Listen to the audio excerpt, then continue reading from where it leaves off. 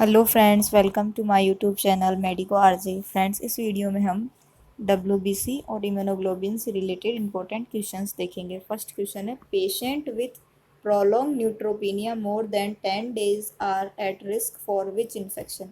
एक पेशेंट है जिसको प्रोलॉन्ग न्यूट्रोपीनिया हो रहा है 10 दिनों से, उसको किस इन्फेक्शन का रिस्क हो सकता है? Herpes simplex reactivation, pneumocystis Carini infection, या फिर ओरल कैंडिडल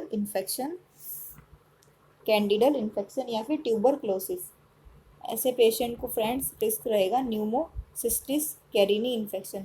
न्यूमोसिस्टिस एक अपॉर्चुनिस्टिक इन्फेक्शन होता है, अपॉर्चुनिस्टिक फंगस होता है ये।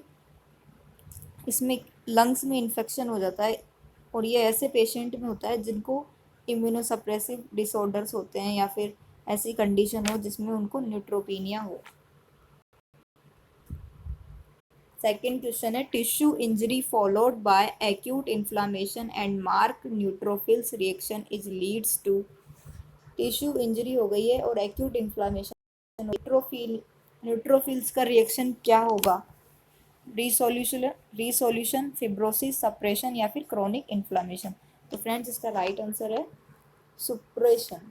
सुप्रेशन का मतलब क्या होता है? पस का फॉर्मेशन करना।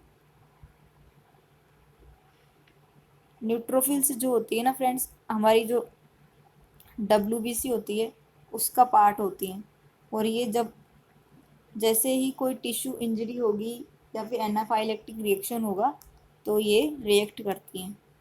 एग्रेनुलोसाइटोसिस इज करेक्टराइज्ड बाय, एग्रेनुलोसाइटोसिस क्या होता है? Abdominal pain, change in level of consciousness, stiffness of neck, या फिर ल्यूकोपीनिया। एग्रेनुलोसाइटोसिस क्या होता है? राइट आंसर है ल्यूकोपीनिया। एग्रेनुलोसाइटोसिस का मतलब होता है ल्यूकोपीनिया, मतलब वाइट ब्लड सेल की कमी हो जाना, lack of granulocyte white blood cells. इसके अंदर न्यूट्रोफिल्स, बेसोफिल्स और इयोसिनोफिल्स की कमी हो जाती है। नेक्स्ट क्वेश्चन है, इम्यूनोग्लोबुलिन क्या होते हैं? आईजीजी क्या होता है? ग्लाइकोप्रोटीन, पॉलीसेकेराइड, लिपोप्रोटीन, या फिर अमाइनो एसिड। तो इसका राइट आंसर है फ्रेंड्स ग्लाइकोप्रोटीन।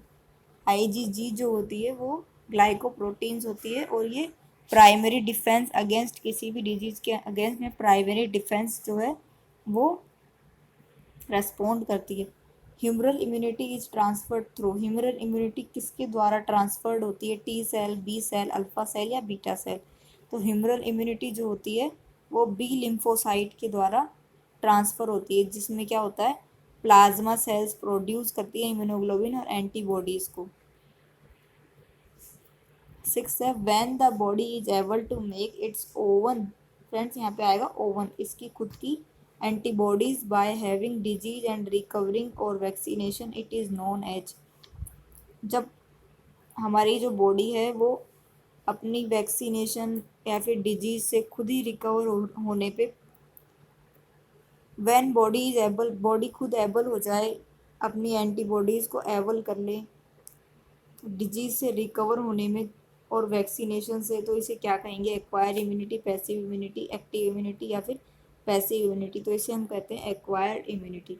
एक्वायर्ड इम्यूनिटी का मतलब क्या होता है कि ड्यूरिंग लाइफ हमें जो भी डिजीज होती है या फिर कोई इन्फेक्शन होता है उसके द्वारा हमारी बॉडी में कौन सी इम्यूनिटी जो बनती है उसको हम कहते हैं एक्वायर्ड इम्यूनिटी। ये वैक्सीनेशन से भी हमें बन सकती है। एक्वायर्ड इम्यूनिटी जो होती है इसके भी फ्रेंड्स दो पार्ट होते हैं, एक्टिव और पैसिव। एक्टिव में तो जो हमारे बॉडी के अंदर एक्टिव रहती है, बॉडी के अंदर एक्टिव, जैसे एक्टिव नेचुरल एक्टिव भी होती है इसमें। नेचुरल एक्टिव तो जैसे कोई डिजीज से हमें मिल रही है तो वो नेचुरल एक्टिव, कोई डिजीज होने के बाद में हमें हमारे अंदर वो जो इम्यूनिटी है वो डेवलप हो गई, जैसे कि चिकन पॉक्स में डेवलप हो जाती है। और अगली है एक्वायर आर्टिफिशियल। एक्वायर्ड आर्टिफिशियल का मतलब है जिसे हम वैक्सीनेशन और जैसे वैक्सीनेशन के द्वारा हम जिसे भी प्राप्त करते हैं उसे एक्वायर्ड इम्यूनिटी कहते हैं। और पैसिव एक्वायर्ड इम्यूनिटी के भी इसी तरह से दो टाइप होते हैं। पैसिव एक्वायर्ड इम्यूनिटी में ऐसा होता है कि कोई भी एक्टिव सेल्स होती है ना बॉडी के अंदर वो नहीं होती है इस इम्यूनिटी के लिए, लेकिन पैसिव पैसिव भी नेचुरल होती है। पैसिव में नेचुरल इम्यूनिटी में मदर से फीटस को मिलती है वो इम्यूनिटी जो है उसे हम पैसिव नेचुरल एक्वायर्ड इम्यूनिटी कहते हैं, जबकि पैसिव आर्टिफिशियल एक्वायर्ड इम्यूनिटी में हम कोई भी एंटी टॉक्सिन का इंजेक्शन लगाना, एंटी टिटनेस का इंजेक्शन लगाना, इंट्रावीनियस आईवी इम्यूनोग्लोबुलिन देना इन माइस्थेनिया ग्रेविस, इसे हम क्या कहते हैं, passive acquired immunity. How many month baby use only mother's immunity, बच्चा माँ की इम्यूनिटी को कितने टाइम तक यूज़ करता है, 3 मंथ तक, 1 मंथ तक, 12 मंथ तक, या नेवर यूज़। फ्रेंड्स, बेबी को मदर से मिलने वाली इम्यूनिटी कौन सी होती है, बेबी को मदर से मिलने वाली इम्यूनिटी होती है आईजीजी। आईजीजी जो सबसे ज़्यादा बॉडी के अंदर पाए जाने वाली इम्यूनिटी होती है 80%, और ये प्लासेंटा को क्रॉस करने वाली इम्यूनिटी होती है, जबकि ब्रेस्ट मिल्क में पाई जाती है आईजीए। फ्रेंड्स, इसका राइट आंसर है ऑप्शन 3। इसका राइट आंसर है option 3, option A 3 month, sorry option A 3 month. 3 month तक जो बेबी होता है वो मदर की इम्यूनिटी यूज़ करता है, यानी आईजीजी को यूज़ करता है। सेकेंड है diphtheria antitoxin is given to susceptible contact immediately after exposure of diphtheria antitoxin. Diphtheria antitoxin दिया जा रहा है एक ससेप्टिबल कॉन्टैक्ट होने के बाद में, एक्सपोजर होने के बाद में। डिप्थीरिया एंटीटॉक्सिन है क्या है, डिप्थीरिया एंटीटॉक्सिन एक टॉक्सोइड है, एंटीसिरा है, एक किल्ड वैक्सीन है, एक लाइव अटेंड वैक्सीन है।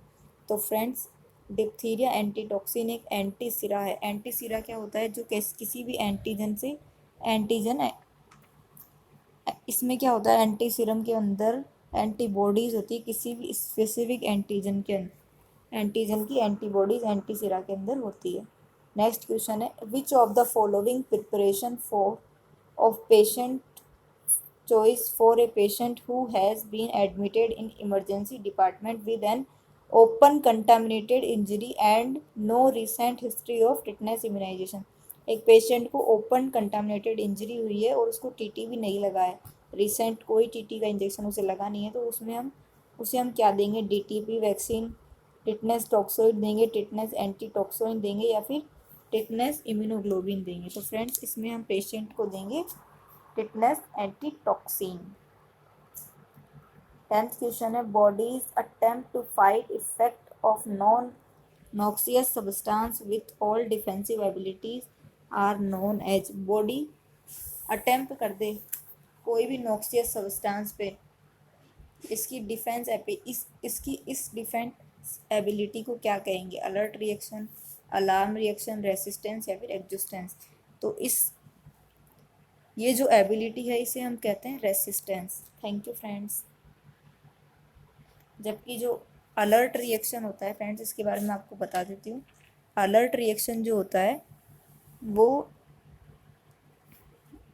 सॉरी, अलार्म रिएक्शन जो होता है फ्रेंड्स, वो एक फर्स्ट स्टेज होती है, जनरल एडेप्शन सिंड्रोम होता है, उसके अंदर अलार्म रिएक्शन एक फर्स्ट स्टेप होती है, जिसमें क्या होता है कि बॉडी को जैसे ही कोई स्ट्रेसफुल स्टिमुलाई जब मिलता है तब ये रिएक्ट करती है। और एग्जिस्टेशन का मतलब होता है एक्सट्रीम फैटिग होना, और रेसिस्टेंस का मीन्स तो आपको बता ही दिया, a toxin to a physical force.